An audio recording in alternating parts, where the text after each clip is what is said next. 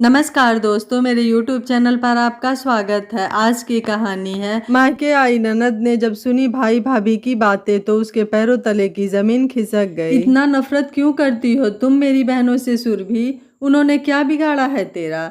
बहनें तो अपने अपने घर में राजी खुशी से हैं। वो सब साल में एक बार मिलने आती हैं तो क्या हर्ज है? आकर तो इतनी स्नेहिल भाव से घुल मिल जाती हैं सभी से। बच्चे बुआ बुआ की रट लगाए रहते हैं, इतना प्यार लुटाती हैं इन पर। अम्मा भी घंटों उनके साथ बैठकर पुरानी यादों को ताज़ा कर लेती हैं। अम्मा के चेहरे पर रौनक आ जाती है। गुस्से में सौरभ बोलते ही जा रहा था। सौरभ पुराने दिनों के ख्यालों में खो गया। 2 बहनों के बाद सौरभ का जन्म हुआ था। सास 2 बेटियों के जन्म से थोड़ी नाखुश रहती थी। सुधा से साल भर छोटी बड़ी थी निधि और सुधि, दोनों बेटियों के गोरे चिट्टे और सुंदर चेहरे। सच भगवान ने फुर्सत में बनाया होगा इन्हें। दोनों को एक जैसी प्रिंट की फ्रॉक पहनाती थी सुधा। चोटियां भी एक जैसी बनाती दोनों के। खूब प्यार करती दोनों को। दोनों बिटिया आहिस्ता आहिस्ता बड़ी हो रही थी, घर के आंगन में फुदकती रहती। जेठानी के दोनों बेटों को सासू माँ दोनों बेटियों से ज़्यादा तवज्जो देती। कभी कभार पूछ भी लेती निधि सुधी को अम्मा, तो जेठानी तनाव कर बैठती। बच्चे तो ईश्वर का दिया हुआ सुनहरा वरदान होते हैं। बेटे और बेटी को देखने के नज़रिए में फिर फर्क क्यों?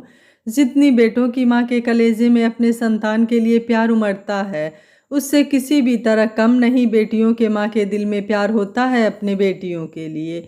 दिवाकर बाबू 2 भाई थे, दोनों नौकरी पेशा। आजकल थोड़े चिंतित थे दिवाकर बाबू ट्रांसफ़र को लेकर। अभी तो ऑफिस घर से 20 किलोमीटर दूर थी तो रोज़ आना जाना कर लेते थे घर से ही। कल लिस्ट निकलने वाली थी ट्रांसफ़र की सुधाकर के ऑफिस में। जिसका डर था वही हुआ। इस बार पोस्टिंग उनकी देश के दूसरे राज्य में हो गई। अब तो उन्हें ज्वाइन करने जाना ही था। ऊपर से अपने परिवार को छोड़ भी नहीं सकते। अम्मा के कमरे में जाकर धीमे से सोई हुई माँ के बिस्तर पर बैठ गए। अम्मा की आंख खुलते ही बोले, अम्मा बाहर के खाने पीने से परहेज है मुझे, तुम तो जानती ही हो। पोस्टिंग पर सुधा और बेटियों को लेकर चला जाऊंगा। अकेले सुधा पर इतनी जिम्मेदारी छोड़ना ठीक नहीं होगा। बेटियों की पढ़ाई के साथ साथ सुधा की तबीयत भी ठीक नहीं रहती तो साथ रहना ही ठीक होगा। अब तो जल्दी जल्दी घर आना संभव भी नहीं हो पाएगा। मौके पर या त्योहार में ही आ पाऊंगा। दिवाकर अपने माँ से बातें कर रहे थे। अम्मा को पता था कि सुधा फिर से गर्भवती है, फिर भी अनसुना अनदेखा कर गई। अम्मा ने सिर हिलाकर स्वीकृति दे दी। दिवाकर बाबू बेटियों और पत्नी के साथ दूर शहर आ गए। ऑफिस के क्वार्टर में शिफ्ट हो गए। कुछ महीनों बाद सौरभ का जन्म हुआ। देव साहब जो दिवाकर बाबू के साथ ही काम करते थे, उनकी पत्नी जानकी ने हर पल साथ दिया। हॉस्पिटल से लेकर घर तक, या यूं कहें सुधा की हालत ठीक होने तक। सच्चे दोस्त बहुत काम आते हैं जब कभी आपको ज़रूरत हो। परिवार का साथ और स्नेह बना रहा। दिवाकर बाबू का समय चुटकियों में अपनी सीमा तय कर रहा था। दोनों बेटियों को अच्छे से पढ़ा लिखा कर अच्छे घर परिवार में शादी कर दी। बारात घर पर ही आई। शादी दोनों बेटियों की एक साथ की दिवाकर बाबू ने। निधि विदा होकर भोपाल गई और सुधी ग्वालियर। इधर रिटायरमेंट का समय भी नज़दीक आ रहा था दिवाकर बाबू का। सौरभ भी पढ़ लिख कर बड़ा ऑफिसर बन गया। अपने पसंद की लड़की सुरभि से शादी भी की। अब दिवाकर बाबू की पोस्टिंग फिर से अपने होम टाउन में हो गई। सौरभ अपनी पत्नी सुरभि के साथ जॉब पर चला गया। उसके आंगन में भी 2 बच्चों ने समय से कदम रखा। माँ और पिताजी को सौरभ अपने पास ले आया था। दिवाकर बाबू की रिटायरमेंट हो चुकी थी। नौकरी में रहते उन्होंने अपने सभी काम कर लिए थे। अब बच्चों के पास घूमते फिरते रहते, लेकिन परमानेंट आशियाना सौरभ के यहाँ ही था। सुरभि सास ससुर के साथ रहने से अधिक खुश न रहती, सिर्फ उनकी औपचारिकताओं से मतलब रखती। सौरभ के ऑफिस जाने के बाद समझो उनसे कोई लेना देना ही न रखती।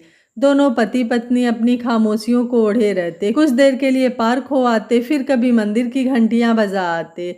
घंटे 2 घंटे ये सब काम में निकाल लेते।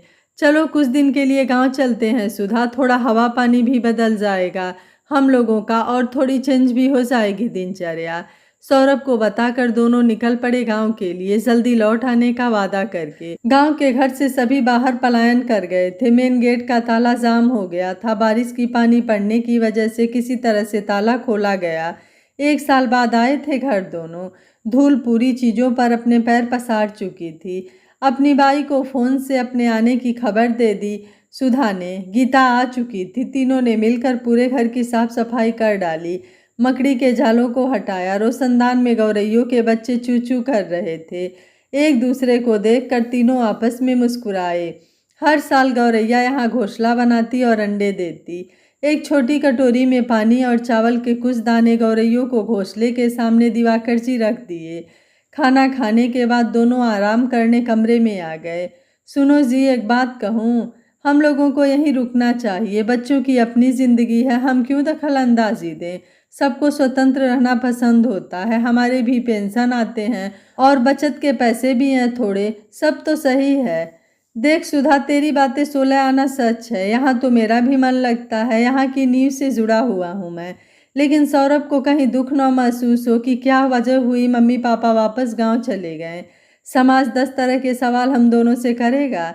चलो ठीक है, देखता हूँ बात करके सौरभ से। पापा, राजधानी की ट्रेन की टिकट मैंने अगले सप्ताह की कर दी है। आप दोनों आ जाइए। अभी कुछ बात भी करते दिवाकर बाबू अपने बेटे से, तब तक सौरभ का फ़ोन आ गया। अनमने मन से दोनों चल पड़े। पहुँचते ही बच्चे उछल पड़े। सुरभि सपाट सा चेहरा बनाए हुए थी।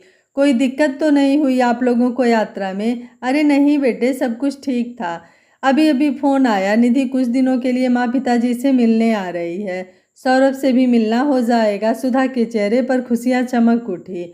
माँ ने अपना कपड़ों का बैग खाली भी न किया था। बैग कमरे में वैसे ही किनारे पड़े थे। निधि अपनी कार से 5 घंटे का सफ़र तय करके आई थी। मायके में अपने पूरे परिवार को देखकर कितनी ही बलैयाँ ली सभी की। सबके लिए तोहफे मिठाई लाई थी। सुरभि निधि दीदी को प्रणाम कर रसोई में चली गई। नाश्ते का ठीक ठाक प्रबंध था। सभी ने साथ में नाश्ता किया। रात होने को आई, गपशप का दौर चलता रहा। निधि का खाने के बाद सब अपने कमरे में चले गए। निधि अपने माँ के साथ सोने चली गई। दिवाकर बाबू ड्राइंग रूम में दीवान पर सो गए। पानी की बोतल किचन में ही छूट गई थी। निधि कमरे से निकलकर किचन तक गई ही थी कि सौरभ के कमरे से सुरभि की आवाज़ सुनकर उसके कदम ठिठक गए। माँ बाबूजी की देखरेख करने की जिम्मेदारी सिर्फ मेरी ही है क्या? क्या बेटियों का कोई फर्ज नहीं बनता? बोलिए दीदी को कुछ दिन अपने पास इन लोगों को लेकर जाएं। उनकी बेटियां आकर और मेरा दिमाग खराब करती हैं। क्या बकबक कर रही हो सुरभि? पता है तुम क्या बोल रही हो? अगर वो लोग सुनेंगे तो कितना दुख होगा उन्हें। अब चुप भी करो। जितना ये घर मेरा है उतना माँ पापा का भी है। काफ़ी योगदान है पापा का इस घर को खरीदने में। जब भी दीदी लोग आती हैं तेरा यही बर्ताव रहता है। और ये लोग कौन से तुम पर आश्रित हैं? इतना हमें सपोर्ट है इनसे। चाहे बच्चों को बस स्टॉप छोड़ना हो या होमवर्क करवाना हो, पापा सब देख लेते हैं। माँ रसोई में तुझे कितना हेल्प करती है। कोई भी खाना बनाते समय बात बिगड़ जाए तो माँ चुटकियों में उसमें स्वाद वापस लाने के गुर तुझे बता देती हैं। और जहाँ माँ बाप रहेंगे बेटियाँ उनसे मिलने वहीं आएंगी, समझी? इससे अधिक निधि से सुना न गया। बड़ी देर से पानी लेकर आई बेटा? माँ ने पूछा। हाँ माँ, सब्जियाँ बाहर पड़ी थी, वही फ्रिज में रखने लग गई थी। निधि माँ को झूठ बोल गई। मन भारी हो गया था उसका। आंखों की नींद गायब हो गई थी। सौरभ, इस बार माँ पापा को लेने आई हूँ। दोपहर को निकलेंगे, निधि बोली। इतनी जल्दी वापस जाना है दीदी? और माँ पापा को अगर ले जाने का मन है तो कुछ दिन के लिए ले जाओ, नहीं तो मैं मिलाने ले आता तेरे से। वैसे सुरभि बोल रही थी दीदी आई है तो कितना अच्छा लग रहा है। कुछ दिन और रुक जाती तो अच्छा था। सौरभ निधि की ओर से बेमन से झूठ बोल गया। फिर आऊँगी जल्दी ही। माँ पापा को रात का कोई भी वाकया निधि ने उन्हें नहीं बताया। उनके विश्वास और प्रेम जो बेटा बहू से है उसे यथावत रहने दिया। अपने से द्वंद्व करती रही निधि। क्या यही अस्तित्व होती है हम बेटियों की? नहीं नहीं, ये गलत है। अपने मन को समझाती रही। रूधे गलों को जज्ब करती रही। आंसुओं ने कतार बनाकर गालों से होती हुई गर्दन तक जा पहुंची थी। कपड़े का बैग जैसे रखा था उसे उठाकर दिवाकर बाबू गाड़ी की डिग्गी में डाल दिए। दादू दादी जल्दी आना। बच्चे हाथ हिला रहे थे, बाय बाय कर रहे थे। बेटियां होती ही हैं मायकों को जोड़े रखने के लिए। दुआएं और प्रेम के अलावा उनके दिल में कुछ नहीं होता है। लोभ क्रोध से दूर होती हैं। हमें उनकी भावनाओं को सराखों पर रखना चाहिए। यह कहानी आपको कैसी लगी आप मुझे अपनी राय कमेंट बॉक्स में ज़रूर दीजिएगा। वीडियो पसंद आया है तो वीडियो को लाइक शेयर एंड चैनल को सब्सक्राइब कर लीजिएगा। Thank you for watching. मिलते हैं अगली कहानी में।